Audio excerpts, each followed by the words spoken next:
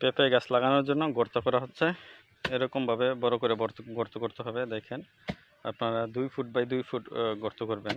দেখেন 2 foot by 2 foot আমরা গর্তটা করে নিচ্ছি। এটার মধ্যে প্রচুর পরিমাণে আপনারা জৈব সার দিয়ে গর্তটা প্রস্তুত করে নিয়ে একটু উঁচু করে আপনারা গাছগুলো লাগাবেন। যে মাটিটা দিয়েছেন এই মাটির সাথে জৈব সার মিক্স করতে হবে, সাথে অন্যান্য সার মিক্স করে, রাসায়নিক সার মিক্স করে 15-20 থেকে 20 দিন রেখে দেবেন। রেখে দেওয়ার পরে আপনার এরকমভাবে আপনারা এই যে গাছ লাগাইতে পারবেন।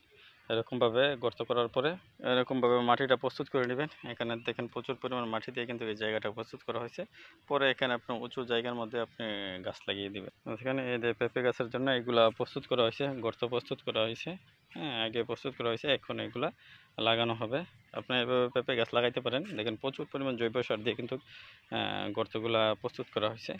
এখন আমরা এই পেঁপে গাছের গর্তগুলা পেঁপে গাছ লাগাবো এখানে।